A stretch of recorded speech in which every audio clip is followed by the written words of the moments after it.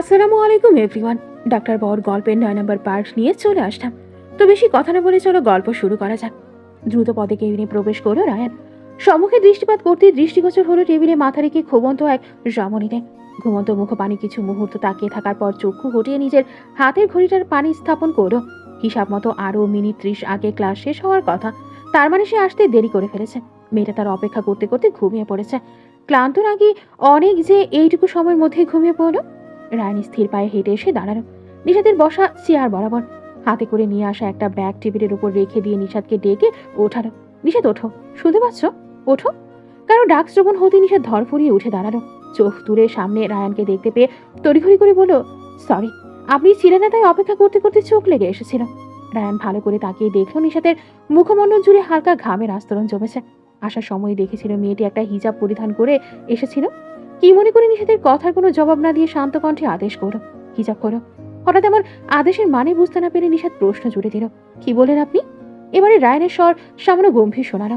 কানে কম শুনতে পাও মেয়ে? হিজাব খুলতে বলেছি। গম্ভীর স্বরে তারা উত্তর পেয়ে নিষাদ মুখ বাঁকিয়ে বলে উঠল, হিজাব কান ঢেকে থাকায় কানে একটু কম শুনতেই পারি, তাতে এভাবে বলার কি আছে? ভালো মতো বলতে পারে না? শ্বশুরমশাই ঠিকই বলে আপনি একটা খাটাস। হোয়াট? কি বলে তুমি? রায়ানের ধমক খেয়ে বুঝতে সক্ষম হলে ভুল মানুষের সামনে ভুল কথা বলে ফেলেছে সে। নিশাত মিনমিন করে বলল, সরি বলে একটু দূরে গিয়ে দাঁড়িয়ে হিজাবটা খুলে ফেলল। আর তার এভাবে থাকতে গরম লাগছিল, পরে না হয় আবার পরে নেবে। রায়ান সেদিকে ছোট ছোট নয়ন তুলে তাকিয়ে রইল। নিশাতের কাজ শেষ হতেই টেবিলের উপরে রাখা ব্যাগটাকে দেখিয়ে দিয়ে বলল, এটা তোমার প্রথম মাসের স্যালারি থেকে দেওয়া, কিন্তু এরপর থেকে কাজের উপর ডিপেন্ড করবে স্যালারি কত দেওয়া যায়। বাহ, কাজের শুরুতে স্যালারি? নিশাত উৎসুক হয়ে টেবিলের কাছে এগিয়ে গিয়ে ব্যাগটা খুলল। ব্যাগের ভেতর একটা বক্স রাখা। বক্স দেখে বুঝতে অসুবিধা হলো না এর ভেতর কি আছে। বক্স খুলতে একটা অ্যান্ড্রয়েড ফোন দেখতে পেল, কিন্তু মনে হচ্ছে ভালোই দামি। শুরুতেই এত ভালো উপহার পেলে তো যে কেউ কাজ করতে রাজি হয়ে যাবে। ফোন দামি হোক বা সস্তা, ফোনটা দেখতে পেয়েই নিষেধের মুখে হাসি ফুটে উঠল। আজ থেকে আর শাশুড়ি থেকে ফোন নিয়ে বাবার সাথে কথা বলতে হবে না। স্বামী থেকে প্রথম উপহার পেয়ে ক্লাসের কথা, এখানে বসে অপেক্ষা করার কথা সবই ভুলে গেল। প্রসন্ন চিত্তে আওড়ালো, ধন্যবাদ ডাক্তার বাবু। এই প্রথম নিষাদের মুখ থেকে কোনো সম্বোধন শুনতে পেল রায়ান। নিষাদ ফোনটাকে উল্টিয়ে পাল্টিয়ে দেখতে ব্যস্ত, আর রায়ানের চোখ আটকে সে অন্য কিছুতে মগ্ন মেয়েটির পানে। মেয়েটির কপাল জুড়ে কিছু এলোমেলো চুল খেলা করে বেড়াচ্ছে। হাতের সাহায্যে তা সরিয়ে দেওয়ার ইচ্ছে জাগ্রত হলো বুঝি রায়ানের মনে। ঠিক ঠাউর করা গেল না, তবে পুনরায় শান্ত স্বরে বাক্য আড়ালো, এখন চলো আমাদের যেতে হবে বলে দরজা দিকে এগিয়ে গেল নিষাদ। দ্রুত নিজের ব্যাগ আর ফোনটা হাতে নিয়ে রায়ানের পিছু ছুটতে ছুটতে শুধালো, আমরা এখন কোথায় যাচ্ছি? রায়ান সেই প্রশ্নের বিপরীতে এগিয়ে যেতে যেতে জবাব দিল, মাথায় ওড়া দাও। নিষাদ কথা মতো এক হাতের সাহায্যে মাথায় ওড়না খুলে দিয়ে দিল।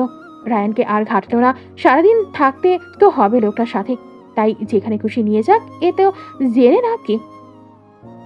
রায়ান আর নিষাদ গ্রাউন্ড ফ্লোরে আসতে মুখোমুখি হলো মুস্কানের। মুস্কান আর নিষাদের এই প্রথম একে অপরকে দেখা, অথচ কেউ কাউকে চিনল না। রায়ানের সাথে কোনো মেয়েকে দেখে মুস্কান তীক্ষ্ণ কণ্ঠে জিজ্ঞেস করলো, এই মেয়েটাকে তোর সাথে? মুস্কানকে দেখেও রায়ানের কোনো ভাবান্তর হলো না। মুস্কানকে পাশ কাটিয়ে চলে যেতে যেতে উচ্চারণ করলো, আমার নিউ অ্যাসিস্ট্যান্ট। ব্যাস এতটুকুই। রায়ান সামনে এগিয়ে গেলেও নিষাদ স্থির দাঁড়িয়ে রইল। মুস্কানের দিকেই তাকিয়ে হঠাৎ নিষাদের মনে পড়লো বাসরাতের একটা কথা। বাসরাতে তার শাশুড়ি তাকে ফ্রেশ করিয়ে বসিয়ে রেখে যাওয়ার পর তার চাচি শাশুড়ি এসে তাকে কটাক্ষ করে বলেছিল, খুব তো সেজে গুজে বসে আছো, তা রায়ান তোমাকে মানলে তো? তুমি কি জানো রায়ান এই বিয়েটা তার বাবায় জোর করায় করেছে? আর রায়ানের একটা প্রেমিকাও আছে, সে দেখতে সুন্দর, স্মার্ট, আর রায়ানের মতো একজন ডক্টর, তোমার চেয়ে সব দিক থেকে বেস্ট। আজ এই মেয়েটাকে দেখে তার কেন জানি সেই রাতের কথা মনে হচ্ছে। চাচি শাশুড়ির ভাষ্য মতে এই মেয়েটার সাথে তার বলা মেয়েটার মিল আছে। পোশাক দেখে মনে হচ্ছে ডাক্তার, আবার সুন্দরও, সাথে স্মার্ট অনেক। নিষাদ নিশ্চিত হয়, তারপরও কোথাও যেন একটা ব্যথা অনুভব করছে। বারবার কানে বাজছে রায়ানের বলা অ্যাসিস্ট্যান্ট শব্দটা। সে কি শুধুই একজন অ্যাসিস্ট্যান্ট? নিষাদ মেয়েটার দিকে তাকিয়ে আলতো হাসার চেষ্টা করলো। দেরি হয়ে যাচ্ছে বিধায় চোখ সরিয়ে দ্রুত রায়ানের পিছু ছুটলো। গাড়ির কাছে যেতেই দুজনে গাড়িতে চড়ে সেখান থেকে চলে গেল। মুস্কান সেদিক মানে তাকিয়ে রইল টলমলো চোখে। ওই মেয়েটার হাসি তার কাছে কেমন ব্যথাযুক্ত মনে হলো। রায়ানের কথাটাও ঠিক বিশ্বাস হলো না।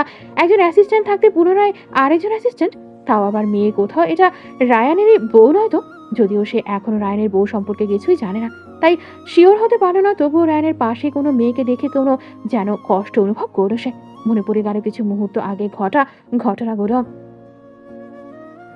মানুষের এত কোলাহল আর আনাগোনার ভিড়ে গরমটা যেন আরো দ্বিগুণ অনুভব হয় এই শহর জুড়ে। গরমে যেন সবার একাকার অবস্থা করে ফেলে যায়। এই গরমে যেন এসি যুক্ত ঘর বা গাড়ির মধ্যেও শান্তি মেলে না। এসব গরম ভিড় ভাট্টাকে কে পায়ে মারিয়েই একটা নির্জন কফি শপে বসে আছে মুস্কান। কফি শপটা তাদের হাসপাতাল থেকে 10 মিনিটের দূরত্বে অবস্থিত। কফি শপের ভেতরেও স্বল্প সংখ্যক মানুষের আনাগোনা থাকলেও পরিবেশটা শান্ত নিরিবিলি। যারা উপস্থিত তারা সবাই যার যার কাজে ব্যস্ত। কেউ বন্ধুদের সাথে আড্ডা দিচ্ছে, কেউ অফিসের কাজে ল্যাপটপে সারার মাঝে কফিতে চুমুক দিচ্ছে। দুপুরের দিকে হওয়ায় হয়তো মানুষের সংখ্যা একটু কম, ফলে পরিবেশটা এত শান্ত। মুস্কানের অপেক্ষায় সীমা 10 মিনিট পেরোনোর মাঝেই রায়ানের দেখা মিলল সেখানটায়। এইটুকু পথ ছেলেটা গাড়ি করে এসেছে, তাও যেন শরীরখানা ঘেমে একাকার হয়ে আছে। রায়ানকে দেখতে পেয়ে মুস্কানের খুশির অন্ত রইল না। এই কদিনে রায়ানের ইগনোরেন্স দেখে ভেবেছিল আজও বোধহয় আসবে না। রায়ান বসে আগে 2টো কফি অর্ডার দিল। মুস্কানের দিকে তাকিয়ে বলে উঠল, বল কি বলবি? এমন কথায় মুস্কান প্রতিক্রিয়া দেখাতে ভুলে গেল। মেজাজে চড়ে গেল। ও নিজেকে শান্ত রেখে বলল, আমি বলবো মানে? বলবি তো তুই। আমার মনে হয় আবি তোকে সবই বলেছে, তাই নতুন করে বলার মতো কিছু দেখছি না। রায়ানের শান্ত স্বরের প্রত্যুত্তর শুনে মুস্কান নিজেকে শান্ত রাখতে ব্যর্থ হলো। গলার সুর জোরালো করে বলল, হ্যাঁ বলেছে আবি। এটাও বলেও তোর বাবা তোকে জোর করে বিয়ে দিয়েছে। তুই এই বিয়ে মানিস না। শোন, তোর বিয়ে নিয়ে আমার কোনো মাথা ব্যথা নেই। মেয়েটাকে তুই ডিভোর্স দিয়ে দে, তারপর আমাকে বিয়ে করে নে। কথা এতটুকু উচ্চস্বরে বলায় আশেপাশের মানুষ সবাই রায়ানদের দিকেই ঘুরে তাকালো। মানুষকে তাকাতে দেখে রায়ান তীক্ষ্ণ দৃষ্টিতে তাকালো মুস্কানের পানে। এমন দৃষ্টি দেখে মুস্কান একটু শান্ত হলো, কিন্তু রায়ানের দিকে প্রত্যুত্তর না পেয়ে ভেতরে ভেতরে গড়ছে উঠল। এর মধ্যে কফি রেখে যেতে রায়ান একটা কফি মগ নিয়ে তাতে চুমুক বসালো। রায়ানের এত নির্লিপ্ত চিত্তে কফি পান করা মুস্কানের সহ্য হলো না। ছেলেটা কেন এত নির্লিপ্ত বসে আছে? মুস্কানের চোখ দুটি অশ্রুতে ভেসে উঠল। সামনে কফি থাকলেও তাতে চুমুক দেওয়ার সাধ্য হলো না। চোখের জল ছেড়ে দিয়ে স্বরে অসংখ্য ব্যথনার মিশ্রণ ঘটিয়ে অভিযোগ জানালো, আমার কষ্টটা কি তুই ফিল করতে পারছিস না রায়ান? এই বিয়ে তুই কেন করলি? ফিরে আয় আমার কাছে। তুই তো আমাকে ভালোবাসিস, তাই না? বল, ভালোবাসিস কিনা? মুস্কানের অভিযোগ শুনেও কোনো প্রতিক্রিয়া দেখালো না রায়ান। কফিটা শেষ করে রেখে দিয়ে শান্ত স্বরে আওড়ালো, আমি তোকে ভালোবাসি মুস্কান। অ্যাজ এ ফ্রেন্ড আমি তোকে ভালোবাসি, যেমন আমি আবিদ আকাশদের ভালোবাসি ঠিক তেমন করে। তবে একজন প্রেমিক হিসেবে তোকে কখনোই ভালোবাসিনি আমি। এই সত্যটা যেন মুস্কানের বিশ্বাস করতে কষ্ট হলো। সে জানে রায়ান তার সাথে সেইভাবে ক্লোজ কখনো হয়নি, যেমনটা অন্য বয়ফ্রেন্ড গার্লফ্রেন্ড হয়। না কখনো ভালোবাসার কথা বলেছে, আর না তো কখনো তাকে সামনে স্পর্শ করেছে। সর্বদা দূরত্ব বজায় রেখে চলেছে। তবুও আজ রায়ানের কথাটা মানতে চাইল না। কষ্ট, রাগ সব যেন মিলেমিশে একাকার হয়ে গেল। পুনরায় উচ্চস্বরে বলে উঠল, যদি ভালো নাই বাসিস তাহলে আমার সাথে ছিলি কেন? যখন আমি সবাইকে বলেছি রায়ান আমার বয়ফ্রেন্ড, তখন তুই কেন প্রতিবাদ করিসনি? কেন আমাকে আশা দেখালি? কেন করি আমার সাথে এমন? বল, কেন ঠকালি আমাকে? মুস্কানকে পুনরায় উচ্চস্বরে কথা বলতে দেখে রায়ানও রেগে গিয়ে হিসিয়ে বলল, আমি তোকে কোনো আশা দেখাইনি, কখনো তোকে ভালোবাসি বলে দাবি করিনি, তাই ঠকানোর কথা আসে না। আমি এতদিন তোর সাথে ছিলাম একটাই কারণে, আর সেটা হলো তোর বাবা। এসব ঘটেছে শুধুমাত্র তোর বাবার জন্য। মুস্কান বিস্ময়কর চোখে তাকালো, অবাক হয়ে শুধালো, মানেটা তোর বাবার থেকে জেনে নিস। আমাদের কথা এখানেই শেষ, আসছি আমি। বলেই উঠে দাঁড়ালো রায়ান। একটু এগিয়ে গিয়ে পুনরায় ফিরে এসে মুস্কানের সামনে দাঁড়ালো। মুস্কানের ভেজা চোখের পানে তাকিয়ে পুনরায় গম্ভীর স্বর বজায় রেখে বলে উঠল, তোকে একটা সিক্রেট বলি শোন। সবাই মনে করে আমার আব্বু আমাকে জোর করে বিয়ে দিয়েছে, কিন্তু সত্যি এটাই বিয়েটা আমি নিজের ইচ্ছায় করেছিলাম। কারণ ছিলি তুই। নয়তো আমি কোনো কাপুরুষ নই যে কাউকে ভালোবাসার পরও শুধুমাত্র বাবার কথায় অন্য কাউকে বিয়ে করে নেব। একটু থেমে আবারও বলল, আর বিয়েটা যেভাবেই হোক আমি মেনে নিয়েছি। ওই মেয়েকে আমি ভালো না বাসতেও কখনো ছাড়ছি না। তাই তুই যদি চাস আমাদের মাঝে বন্ধুত্বটা বজায় থাক, তাহলে নতুন করে কোনো পাগলামি করিস না। আমাকে ভুলে অন্য কাউকে খুঁজে নে, এটাই ভালো। এসব বিষয়ে আর কোনো কথা বলতে চাই না। মেনে নিলে ভালো, নয়তো এই বন্ধুত্বটাকে সারা জীবনের জন্য হারাবে। মুস্কানের চোখ বেয়ে অবিরত ভাবে অশ্রু গড়িয়ে পড়ল। মুখের কথা আটকে গেল। কত সহজে রায়ান বলে দিল তাকে ভালোবাসে না, তাকে যেন ভুলে যায়। একবারও কি তার কথাটা ভাবলো না? এতগুলো দিন এত পাগলামি, এত ভালোবাসা, কিছুই কি রায়ানের চোখে পড়লো না? তার ভালোবাসা কি বুঝি এভাবেই হারিয়ে ফেলল সে? রায়ান মুস্কানের দিকে আর ফিরে তাকালো না।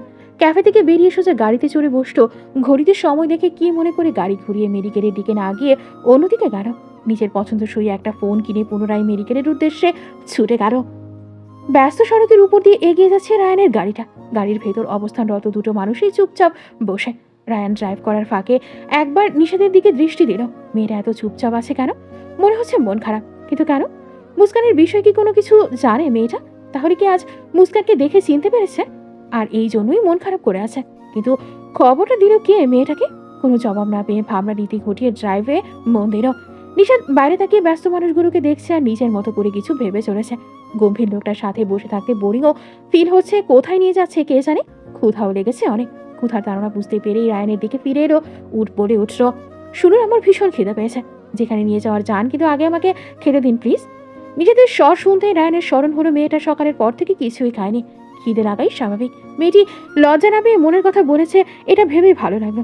স্বাভাবিক স্বর শুনে মনে হচ্ছে মুস্কানের ব্যাপারটা নিয়ে তেমন কিছুই হয়নি। সাইডে গাড়ি থামিয়ে একটা রেস্টুরেন্টের থেকে খাবার কিনে এনে নিশাতের হাতে ধরিয়ে দিল। ব্যাগে দুটো বার্গার রাখা। গাড়ি পুনরায় চলতে শুরু করতে নিশাত নিজের মতো খাওয়ায় মন দিল।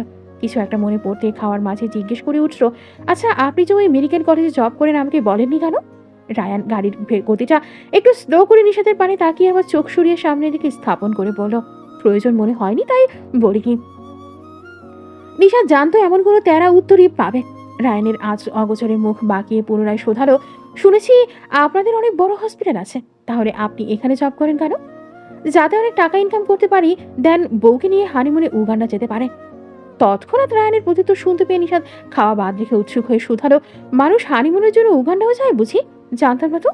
রায়ানের বোধহয় এক মুহূর্তের জন্য হাসি পেল, তবে তার ঠোঁটের আগায় দেখা দিল না। নির্লিপ্ত স্বরে জবাব দিল, এখন জেনেছ তো, তাহলে চুপচাপ খাও। নিশাত বার্গারে আর একটা কামড় বসিয়ে রায়ানের দিকে তাকিয়ে আওড়ালো, ধন্যবাদ ডাক্তারবাবু এত সুন্দর একটা তথ্য জানানোর জন্য। আর একটু মুখ তুলে কাঁধ নাচিয়ে পুনরায় বলল, আর আমার মনে হয় আপনার হানিমুনের জন্য উগান্ডায় ঠিকঠাক জায়গা। রায়ান গাড়ি চালাতেই টানানোতে মনোযোগ স্থাপন করে বিড়বিড় করে বলে উঠল, স্টুপিড। নিশাতের তা কনগোচর হলো না। ভালোই ক্ষুধা পেয়েছিল, তাই দুটো বার্গারই চুপচাপ খেয়ে নিল। পুনরায় গাড়িতে নিস্তব্ধতা ঘিরে ধরল। কিছু মুহূর্ত পরে গাড়িটা এসে থামলো বড় একটা হাসপাতালের সামনে। নিশাতকে গাড়ি থেকে নামতে বলতেই নিশাত নেমে দাঁড়ালো। রায়ান গাড়ি নিয়ে পার্কিং এর দিকে এগিয়ে গেল। নিশাতের কাছে যেন এবার সব স্পষ্ট হলো, এটা নিশ্চয়ই তার শ্বশুর মশাইদের হাসপাতাল। তার মানে লোকটা এখন এখানেই থাকবে। ভালোই হলো, এখানে নিশ্চয়ই বাড়ির কাউকে না কাউকে পেয়ে যাবে। তার ভাবনার মাঝে রায়ান তাকে পাশ কাটিয়ে সামনের দিকে এগিয়ে যেতে যেতে ডেকে এসো আমার সাথে। বাক্যটি শ্রবণ হতেই রায়ানের পিছু পিছু ছুটে গেল হাসপাতালের ভেতর। হাসপাতালটি 5 তলা বিশিষ্ট। রায়ানের কেবিন রুম 4র্থ তলায়। এলিভেটরে চড়ে দুজনেই এসে থামলো কেবিনের সামনে। এর মাঝে নিশাত বাড়ির কাউকেই দেখতে পায়নি। কেবিনের সামনে একটা মধ্যবয়স্ক লোক দাঁড়ানো। রায়ানকে দেখতে পেয়েই লোকটা সালাম জানালো।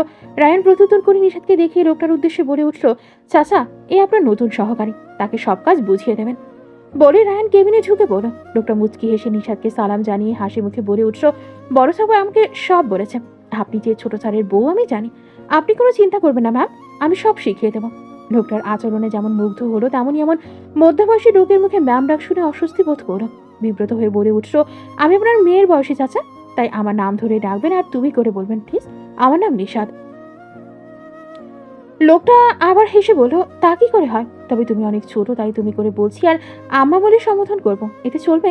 নিশাত প্রসন্ন চিত্তে মাথা দুলিয়ে সায় জানালো। তারপর কেবিনে প্রবেশ করলো। এই কেবিনটাও ঘুরে ঘুরে দেখলো।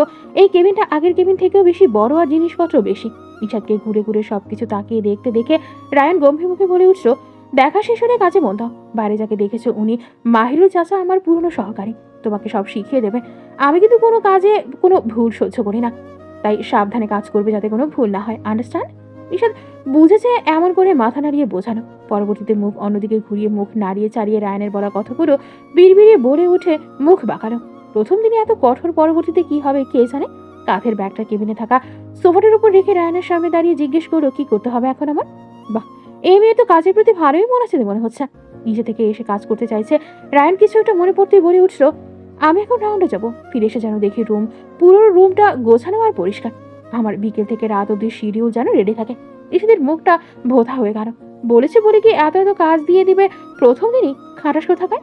নিজেদের ভোঁতা মুখটার দিকে দৃষ্টিপাত ঘটিয়ে কেবিন থেকে বেরিয়ে যেতে যেতে বলে গেল, আর একটা কথা, কাল থেকে যেন ক্লাসের প্রথম বেঞ্চে দেখতে পাই, আর লেকচারে যেন মন থাকে। রায়ানের যাওয়ার পানে বিস্মিত হয়ে চাইল নিশাত। কি বলে গেল লোকটা? তাহলে কি ক্লাসে সব খেয়াল করেছিল? সে যে অমন করে তাকিয়েছিল সেটাও লোকটা লক্ষ্য করেছে বুঝি? ইস, লোকটা কি ভাবছে তাহলে? কিন্তু একবারও তার দিকে তাকাতেও তো দেখেনি, তাহলে দেখলো কিভাবে? বেশি না ভেবে হতাশ শ্বাস নির্গত করে কাজে মন দিল। এলোমেলো ফাইলপত্র সব গুছিয়ে রেখে মাহিরুল চাচার থেকে শিডিউল জেনে সব ঠিকঠাক করে রাখলো। কাজ শেষ হতেই সোফাতে গিয়ে শরীরটা এড়িয়ে দিল। তখনই দরজা করে ভিতরে প্রবেশ করলো আরহান সাহেব। শ্বশুর মশাইকে দেখতে পেয়ে দাঁড়িয়ে সালাম জানালো। আরহান সাহেব আলতো হেসে সালামের প্রত্যুত্তর করে নিশাতকে বসতে বলল। নিশাত পুনরায় বসতেই আরহান সাহেবও পাশে বসে জিজ্ঞেস করলো, আমার আম্মুর প্রথম দিন কেমন কাটলো ক্লাসে? ভালো আব্বু, আর দুটো বন্ধুও পেয়ে গিয়েছে। নিশাতের হাসি মুখের জবাব পেয়ে আরহান সাহেব পুনরায় শোধালো, বাহ বেশ তো, তা প্রথম দিন কাজে কেমন লাগছে? নিশাত এবার ভোঁতা মুখে জবাব দিল, খারাপ না। নিশাতকে ভোঁতা মুখ করতে দেখে আরহান সাহেব কিছু একটা ঠাহর করতে পারল। তার ছেলে যে মেয়েটাকে কাজ দিয়ে ঠেসে রাখবে তা ভালোই জানতো। সাথে কি বলে ছেলেটা একটা বেরসি। একটু চিন্তিত হয়ে জানতে চাইল, নিশাদ আম্মু, তুমি কি আমার উপর রেগে আছো? তোমার পারমিশন না নিয়ে তোমাকে কাজে ঢুকিয়ে দিয়েছি বলে? না আব্বু, আমি জানি আপনি আমার ভালোর জন্যই এমন সিদ্ধান্ত নিয়েছেন। আমার এতে ভালোই হবে। কিন্তু প্রথম কথা শুনে ভালো লাগলেও শেষে কিন্তু শব্দটা শুনে একটু বিচলিত স্বরে জিজ্ঞেস করো, কিন্তু কি আম্মু? নিশাদের একটু লজ্জা লাগলো, তবুও মুচকি হেসে বলে ফেলল, আপনার ছেলেটা শুধু ধমকায় আব্বু, তেরালুক একটা। আরহান বাবুর অধরগণে এক মিশি হাসি দেখা দিল। নিশাদকে সান্ত্বনা স্বরূপ বলে উঠল, এখন যে তোমাকে কথায় কথা ধমকায়, একদিন দেখবে সেই তোমাকে প্রতি মুহূর্তে চোখে হারাবে। আমার ছেলেটা এতটাও খারাপ নয়, শুধু একটু সময় দাও আম্মু। আজকের গল্পটি এ পর্যন্ত শেষ হয়ে গেল। পরবর্তী পার্ট পেতে অবশ্যই আমাদের রাতুল ব্রো ইউটিউব চ্যানেলটি সাবস্ক্রাইব করে রাখবেন। ধন্যবাদ।